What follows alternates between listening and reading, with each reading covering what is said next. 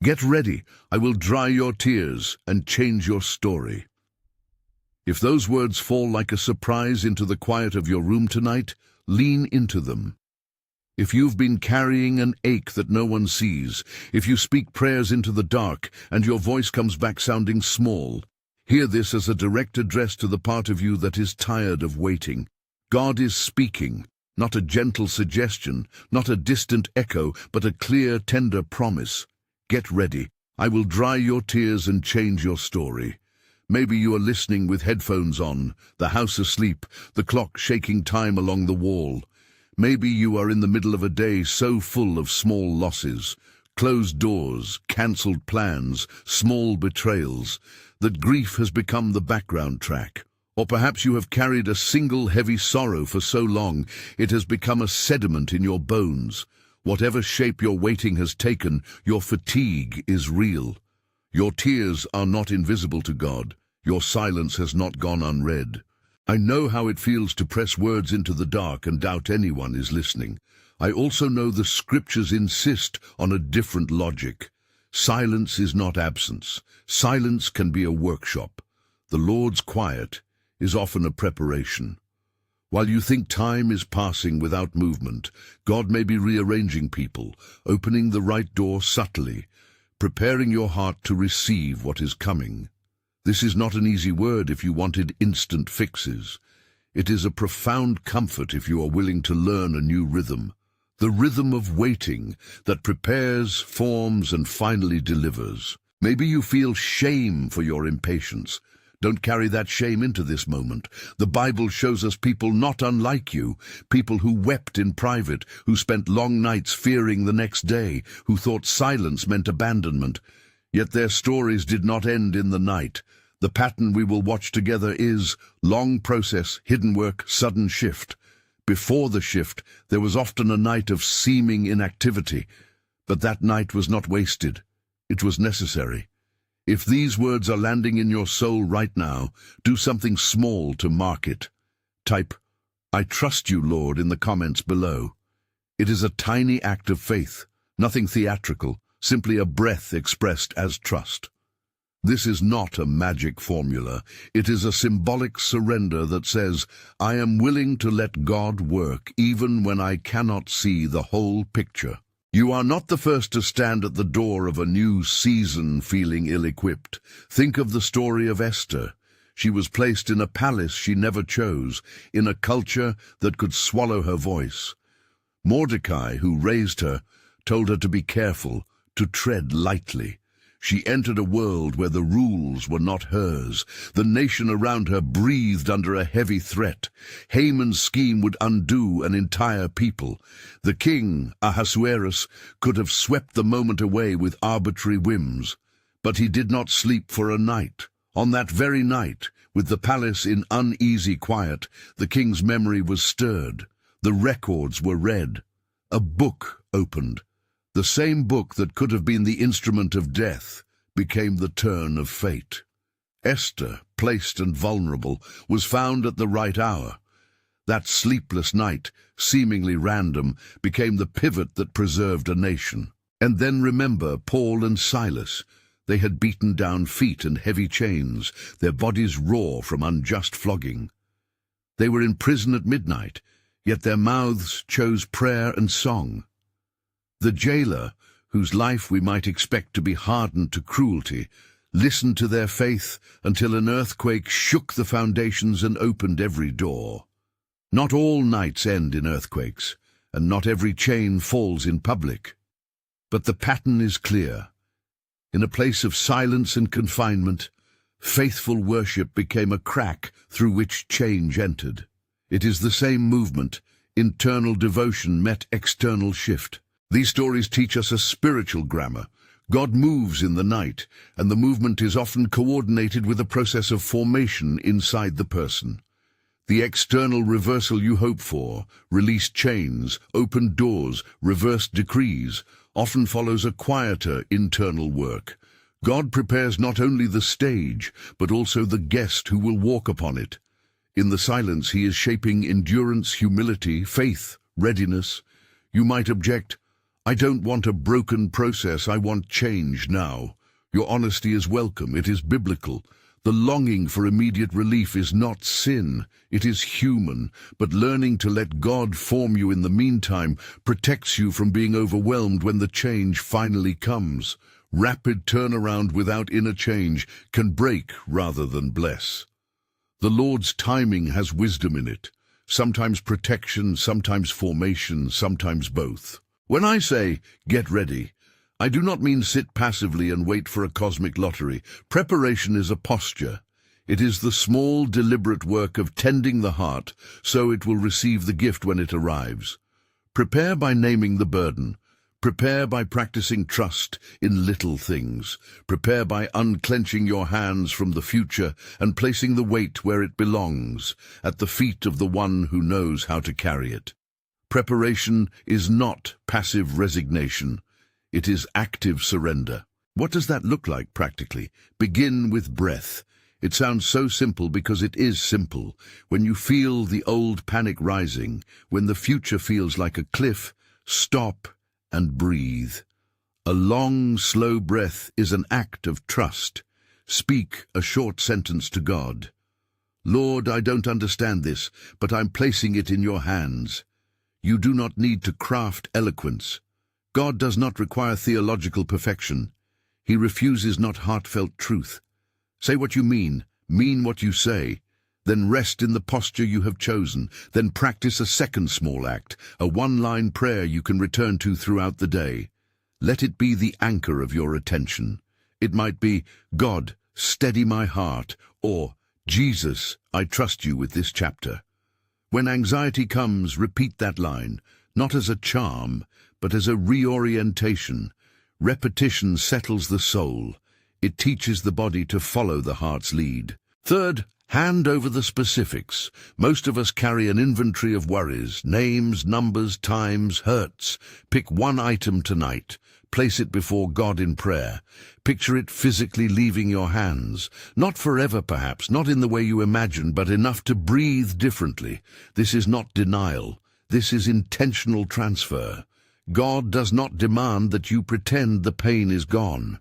He asks that you give him the burden of managing it, trusting that his ways are higher and his wisdom better. You might be thinking, what about justice? What about restitution? What about the wrong done to me? Those questions are legitimate. Trusting God's timing does not mean you forfeit justice or stop advocating for right outcomes. It means you refuse to let unresolved questions eat your life while you wait. You continue to seek rightness and to act where you can, but you refuse the tyranny of constant, paralyzing anger. Notice something vital in both biblical examples. The unexpected reversal did not happen because the heroes were perfect. Esther was a frightened woman learning courage. Paul and Silas were bruised and exhausted. The transformations came not as a reward for flawless faith, but as a convergence of God's purposes with imperfect, surrendered people. God often uses what is available: your willingness, your small acts of trust, your ordinary prayers, to move history. Let me say that again, because it is central to how God usually works. Your readiness is not the currency that purchases God's favor. Your willingness is simply the posture that allows you to receive what God freely gives. You don't have to become a spiritual superhuman to be acceptable. You have to be honest and available. There is a long and difficult truth wrapped in this. Sometimes the change you most need is inside you.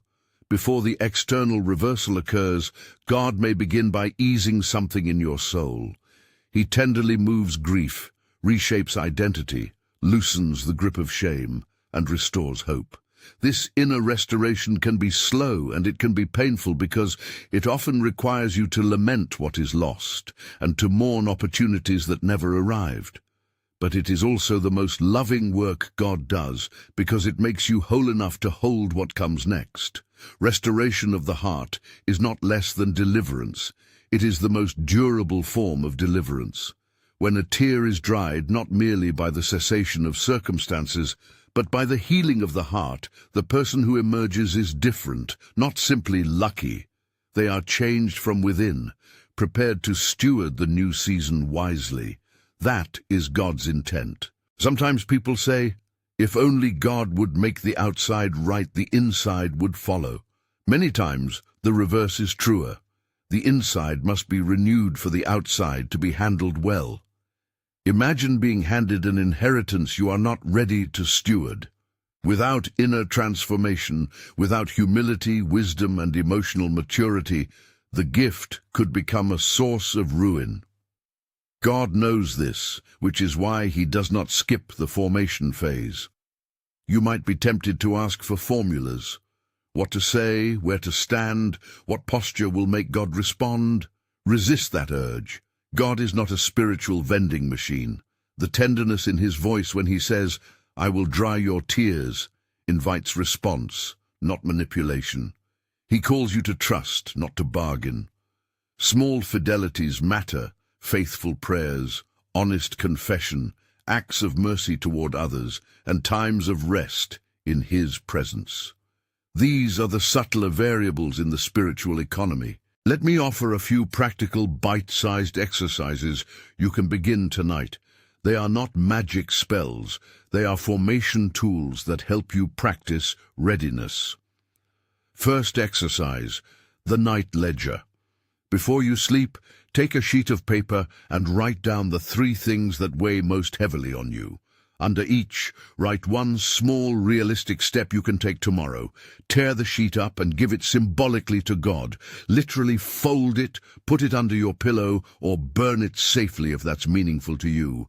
This is a tangible act of handing over. Second exercise, the breath prayer. Choose a short 2 to 4 word sentence you can say on each inhale and exhale. For example, inhale, "Lord, steady." Exhale, "I trust you." Repeat this for 5 minutes. It centers you. It trains the nervous system to follow faith rather than fear. Third exercise, the quiet record. Once a week, write a sentence about any small thing God has done in your life that week. A door that cracked open, a conversation that brought clarity, a kindness received. The habit of noticing builds an internal bank of memory that counters the habit of despair. If it helps, tell someone you trust you are practicing these things. Community can be a mirror. It lets you see progress when your own vision is clouded. But if you are not ready to tell anyone, begin in private. God honors the secret acts of faith. As you practice these small steps, remember that God sees the tears nobody else sees. He is not surprised by the shape of your loneliness. He catalogues it in a way no human can. That is an astonishing truth. Your sorrow is known, named, and watched over. The psalmist says God collects tears in a bottle, an image of tender attention. That image is not meant to dismiss your grief as faint. It is meant to assure you that your suffering is not an accident. Let me return to the image of the author and the chapters, which will help you reframe the chaos of waiting. Think of your life as a book. You do not always see the author's hand at work in the margins.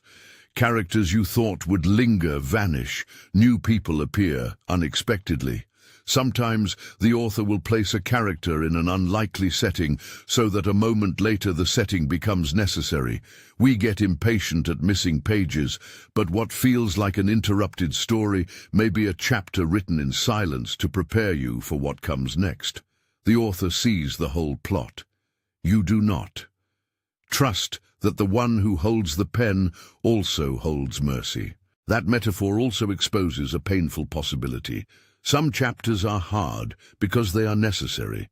There are scenes where endurance, not escape, is the only wise response.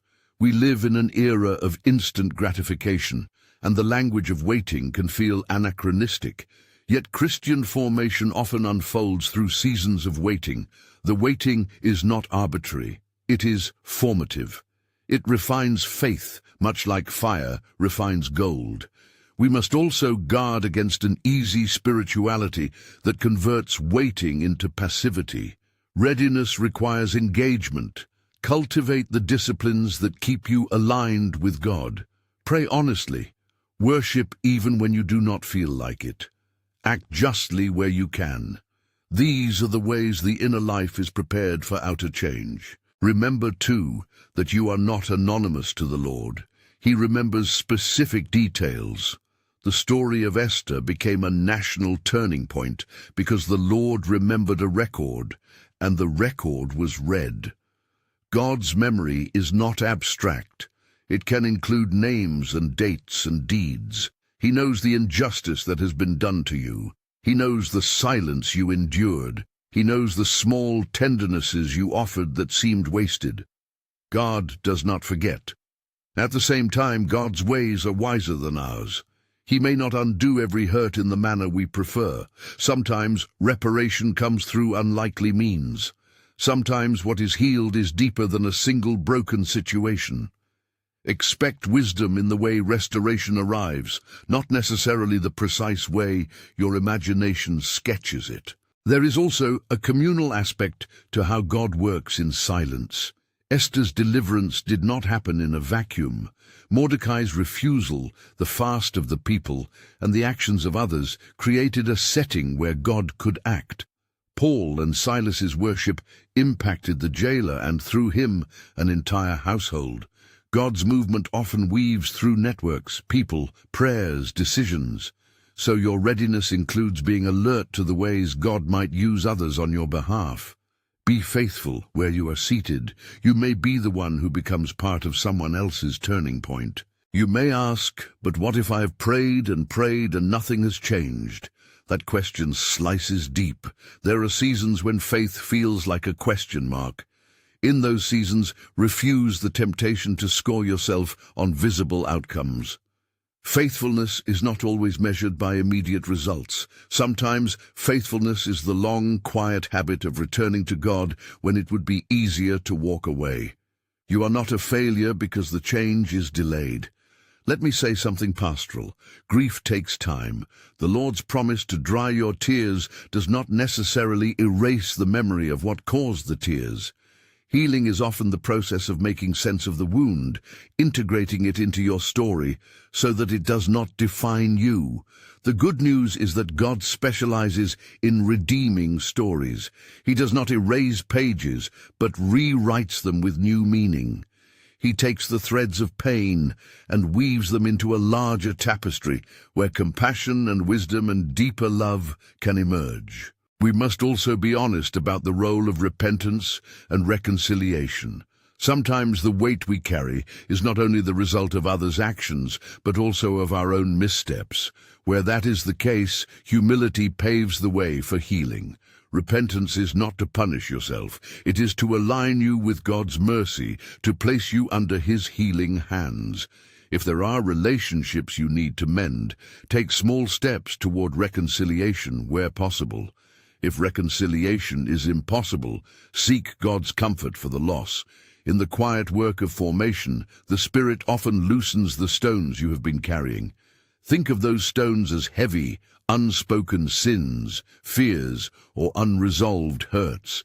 As God prepares you, He removes some stones and reshapes others into something useful. Stones for building, perhaps, rather than for carrying. This is a slow refinement, and you must give yourself permission to move slowly.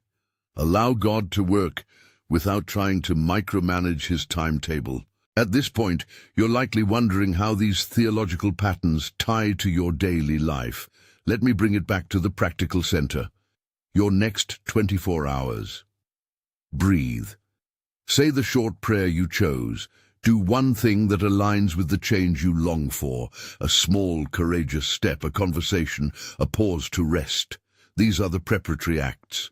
They do not guarantee a headline miracle tomorrow, but they build the muscles you will need to steward what God gives. If you are tempted to hide from others because you are ashamed of how long this has taken, know this. Vulnerability is not weakness, but a key that often unlocks community. Reach out to one trusted person and name one thing you are carrying. Say, I am waiting for something and I'm exhausted. You will be surprised how often the answer is, me too. Suffering is less isolating when shared. Now come back with me once more to the biblical scenes, but look closely at a detail you might have missed. In Esther, the king's insomnia is a small human detail, an inability to sleep. It seems like a random domestic nuisance, yet in the narrative it becomes decisive. The records are read because someone said, "Bring the chronicles."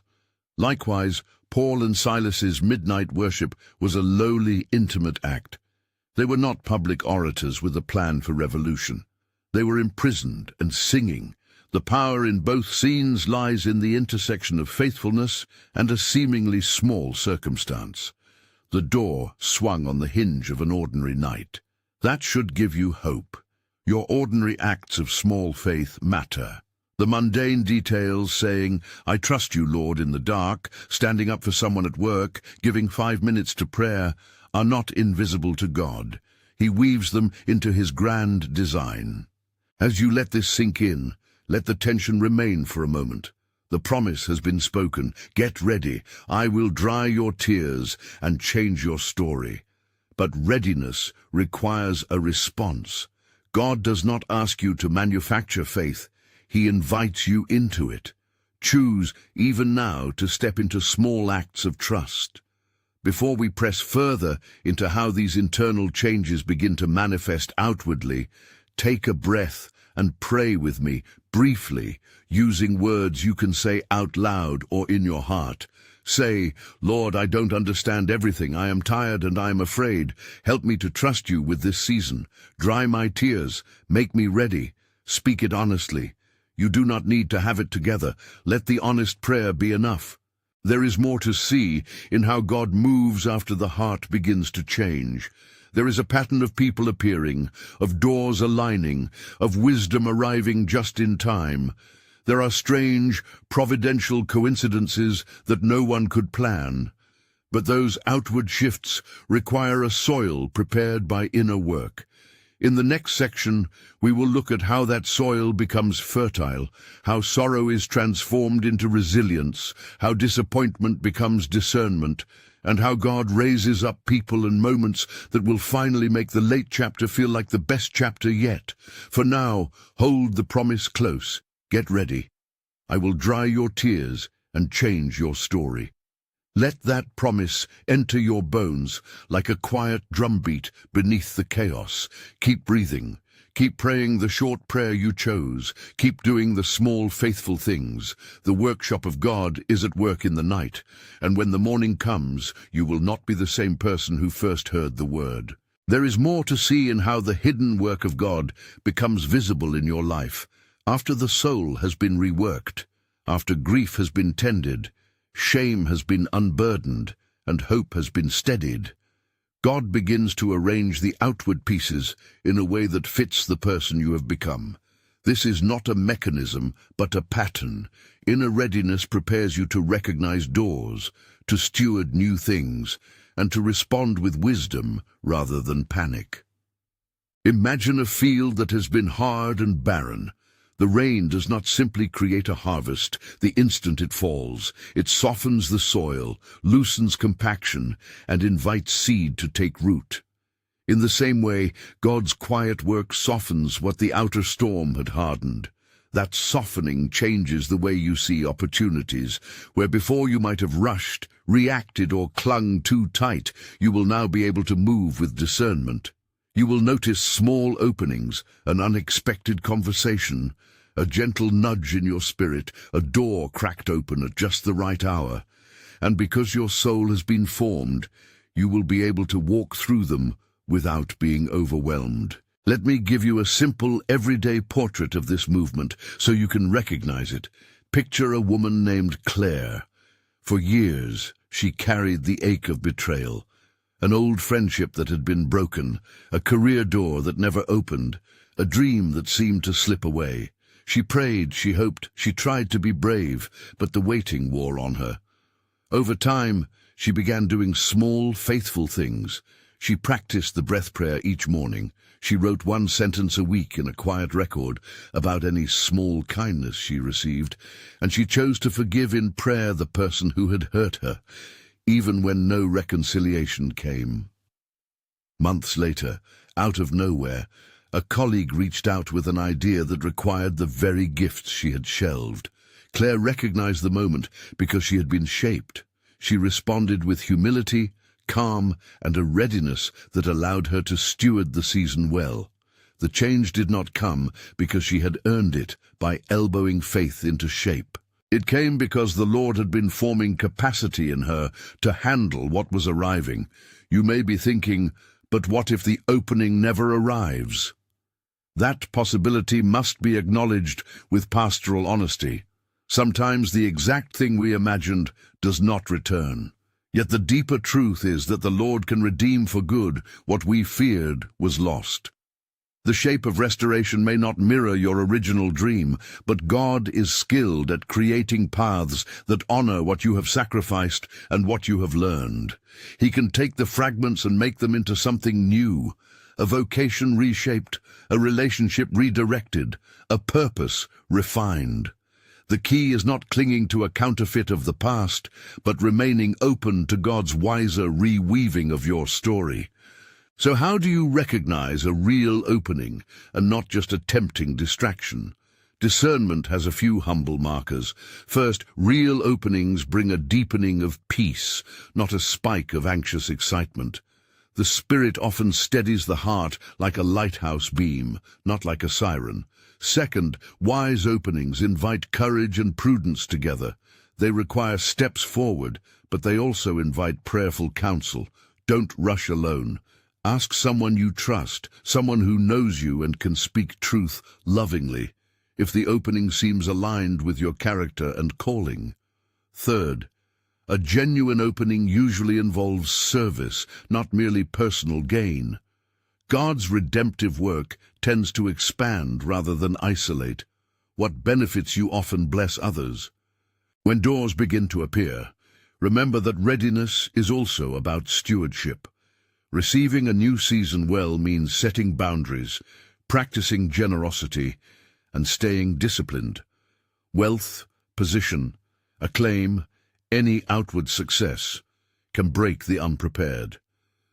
That is why God, in His wisdom, sometimes insists on inner formation first. You can protect yourself from being undone by practicing gratitude and accountability now. Decide in advance how you will use the resources you long for. Make plans for generosity. Choose a mentor, a spiritual friend, or an accountability partner to walk with you.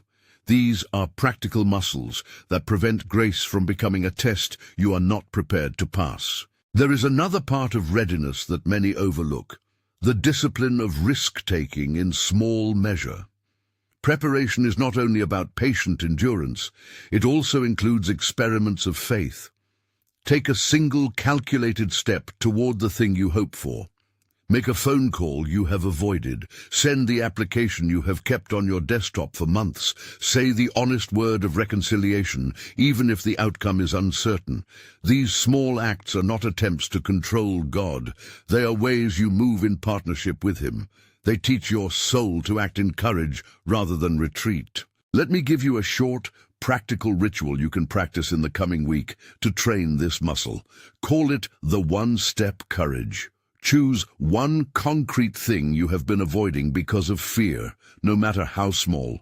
It might be a 10-minute conversation, a job application, a letter, a moment of apology. Set a plan. Decide when you will do it, what words you will say, and one small support you will bring, a friend on the phone, a note written beforehand. Do it. Afterward, journal one sentence about what you learned. Did fear shrink? Did the action free you? Did a new door open? This practice rewires you to move with readiness when larger opportunities arrive. As you respond to openings, keep watching how God uses relationships to accelerate change. Rarely does God act in isolation. He often uses others, mentors, friends, strangers, even those who once were indifferent. Be alert to providential conversations. Sometimes a passing compliment becomes the spark of a new vocation. Sometimes a neighbor's referral leads to a pivotal connection. Keep your ears open for nudges in your regular life. Say yes to invitations that align with your soul's call. Engage in community. Your readiness is amplified in company. There is, too, a sobering truth. Not every person who appears is meant to stay. New seasons include new faces, yes, but they also expose those who cannot travel with you.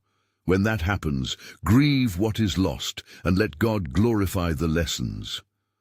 The removal of some people from your inner circle may be as much a part of God's rearrangement as the addition of new ones. Both the addition and subtraction are part of the workshop. Now let us return to the heart's healing, because what is most durable is not the outward blessing, but the interior transformation that enables you to steward it. Healing is often recursive. You will experience relief, and then a memory will surface. You will taste hope, and then a pang of doubt will return. This back and forth is part of the way God cements new patterns. Be patient with yourself. Keep small spiritual disciplines as anchors during these oscillations. The breath prayer, a weekly quiet record, a communal confession practice, acts of mercy. These habits reinforce the new wiring in your soul. At this point, it is wise to name a boundary. Moral responsibility and spiritual healing sometimes require professional help. If your waiting is crowded with trauma, if grief, abuse, or addiction lie at its center, please seek trained, compassionate care alongside spiritual formation. God often heals through the means of medicine, therapy, and the wise counsel of professionals. Accept help as an allied expression of God's providence. It is not a lack of faith to receive the hands extended to you. Justice and restoration must be revisited with nuance. God cares about rightness, yet his timing and methods are sovereign. If you are seeking restitution, continue to pursue it within the channels available to you. Advocate for right outcomes. Pray for justice, but do not let the quest for correction consume your life. There is a difference between faithful pursuit and an obsession that steals present joy. Trust that God remembers and will act in ways that may be beyond your current imagination. Meanwhile, refuse hatred and let God temper your heart with mercy so that you are not undone in the process of seeking recompense. When restoration begins to show in the world, perhaps in a changed relationship, a job, or a new opportunity, pay attention to how God shapes your response. The right response is gratitude married to stewardship. Notice the temptation to hoard or to replay the pain that made you protective. Choose instead to let the restoration enlarge your capacity to bless others. Use what you receive to sow into people who are still in the hard place. In doing so, you close the loop of divine kindness. What healed you becomes a channel for healing. At this stage, many people face a spiritual hazard called comparative timeline grief. It goes like this. You see someone else receive a visible blessing and wonder why you are still in the night. This comparison is a poison to your joy. Remember that timelines differ, and God's work is not competitive. Comparing your chapter to another's will only steal your own capacity to steward what is coming. Return to your own ledger and your own quiet record. Celebrate every small movement God brings. One small door open for you is no less than another person's sudden reversal. Your story is yours, and it will unfold with its own integrity. We must talk about faith's posture in the middle of delay. Faith that endures the dark looks like three things: persistence, humility, and hope. Persistence is not frenetic striving. It is the repeated choice to return to God. Humility is the willingness to learn, to be shaped, to admit ignorance. Hope is the conviction that God is at work even when he is not visible. Together, these build a resilient heart that can both wait and move. There is also an ethic of gratitude that anchors you in the middle of the wait. It is tempting to keep a tally of losses, but keeping a gratitude ledger levels your vision. Each evening, name one thing, no matter how small, that today gave you life. A cup of coffee, a kind text, sunshine on your face. This habit trains your spiritual memory to notice motion, and God honors a thankful heart. Gratitude is not denial. It is an honest refusal to let sorrow be the whole story. Let us bring this into a small group practice you can start.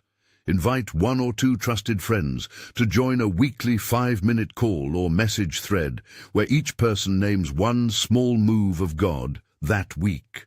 Keep it simple. This practice turns private noticing into communal reinforcement. When others begin to narrate the subtle ways God is at work, your hope becomes mutual and more sustainable. As outward shifts happen, maintain an attitude of curiosity rather than entitlement. Curiosity asks, "What do I need to learn now?" Entitlement expects reward. Which posture yields a healthier story? Curiosity will help you steward gifts wisely. Ask, for instance, how does this opening call me to new rhythms of prayer? What new responsibilities will this season require? Who will I need alongside me? These questions protect your soul from being flattened by sudden change. We should also address what to do when you sense an opening, but are unsure whether it is from God. Prayerful discernment is the wise path. Pray not only for confirmation, but for clarity of heart. Ask God to remove selfish motives so you can see plainly. Seek counsel from mature believers who know you well. If peace accompanies the step, and if it aligns with Scripture and wise counsel, move forward in faith. If discord or manipulation marks the opening, wait and pray for further light. The Spirit tends to bring a quieting and a clarity, not chaotic confusion. Let me pause and model another brief corporate prayer you can use alone or with others. Say these words slowly and honestly. Father, make my heart ready. Remove what hinders me. Help me to recognize the doors you open and the people you send. Give me wisdom to steward what you entrust to me. Speak this prayer as a posture, not a formula. Listen afterward. Write any impressions you receive. Even if nothing dramatic arrives, the act of listening trains you to hear God's small voice. As restoration continues, you may notice an increasing capacity to endure complexity. The healed heart is not a heart that shrugs off pain. It is a heart able to hold pain and hope at the same time. You will find yourself less easily driven by panic and more guided by a steady faithfulness. This is one of the subtler gifts of preparation, the ability to inhabit tension without being destroyed by it. In time, you may be called to testify, gently and wisely, about what God has done. Testimony is not boasting. It is a way to point others toward the one who repaired you. When you tell the story of how God dried your tears, do so with humility. Focus on the grace that met you in the process, not merely the outcome. People need to hear how faithfulness was formed in the waiting, not simply the climax of deliverance. Your story will become a map for another who sits in the quiet room where you once sat. There is also a pastoral admonition I must give. Do not let your hope become infatuation with the narrative of rescue. Some Christians fall in love with the dramatic turn rather than with the Lord who turns it. Resist the temptation to value only what is spectacular. God's greatest work may be quiet, steadying a heart, mending a relationship, teaching you how to be present. Celebrate the small miracles of formation with as much thankfulness as the big ones. You might wonder about spiritual dryness that returns after a season of growth. This too is normal. The life of faith is cyclical, seasons of abundance, seasons of drought, seasons of harvest. Learn to treat spiritual dryness as a signal rather than a verdict. When the well feels dry, return to the basic disciplines: Scripture, prayer, community, and acts of service. These are not formulas, but means of grace designed to reorient you. If dryness lingers, speak to a pastor or spiritual director. Sometimes a guided perspective revitalizes your soul faster than solitary striving. Now, to bring everything together, let us think of the arc, the long movement from secret tears to public change. The arc is not linear, and it will be messier than you imagine. But the constant is this: God's attention to your tears is real, and he is not indifferent to the chapters you fear have been lost. He is the author who remembers the margins, the one who can breathe new language into old pages. Your part is to stay tender, to practice small faithfulnesses, and to steward the openings he provides. Before we close, I want to give you 2 final, practical patterns to sustain your readiness over months and years. First, a monthly review. At the end of each month, take 20 minutes and write a brief note about 3 ways God moved, no matter how small. Notice patterns. Are the movements appearing in relationships, indoors at work, in your inner peace? This monthly review trains your spiritual eyes to see continuity in God's work. Second, a generosity plan. Decide now how you will use any new resources God provides. Give a portion away, invest in your growth, and set aside a margin for rest. Generosity converts blessing into stewardship. If you find yourself tempted to measure your faith by visible deliverance, remember that faith's truest test is whether you continue to love and obey while you wait. Persistence in love is the currency of heaven. Continue to love those around you. Continue to act justly. Continue to practice mercy. In these practices, God forms your character and prepares you for what is coming. We have spoken of many practical things: breath prayers, one-step courage, ledgers, monthly reviews, but all of them are rooted in one simple reality: you are known and loved by God. Your tears are not data points to be forgotten, but signals of a heart that matters to the Creator. When he says, "Get ready," he says it to the person he has never stopped watching. When he says, "I will dry your tears and change your story," he speaks into the very place where grief resides and promises transformation that will begin internally and then in time reach outward. Take one final moment with me to turn your ache into a short, honest prayer. Use the words you need. If it helps, speak them aloud. Lord, I am tired. I want this chapter to end. Help me to be ready. Heal my heart. Open the doors you will have me walk through. Teach me to steward what you give. If you can, whisper them now. If you cannot speak them, hold them in silence. God knows them already. If this word has met you tonight, if it has lightened the weight even a little, consider subscribing so we can walk together through more moments like this. Short teachings, prayers, and practical steps for living in God's timing. We will keep bringing gentle, steady encouragement to your inbox and your feed. And now, hear the final word as if God himself speaks it to your waiting heart. Listen to the cadence. Receive the promise. Get ready. I will dry your tears and change your story. Not in a way that forces you into a script I did not write for you, but in a way that honors your pain, forms your character, and entrusts you with a new season to steward. I will be with you in the night, attending to the smallest detail. I will not leave you as you are. Go into your next day, breathing slowly, speaking the prayer you chose, and looking for the quiet openings. Keep your hands unclenched. Keep your heart honest. Keep returning to the one who writes with mercy. Receive this benediction. May the God who sees every tear grant you the readiness of heart. May he restore what has been broken in a way that builds lasting fruit. May he send people, doors, and wisdom to you at the right hour. Go in peace, held by a promise that will not abandon you. Get ready. I will dry your tears and change your story. Amen. If this found you, it's not by accident. Subscribe and share this message. Comment God below.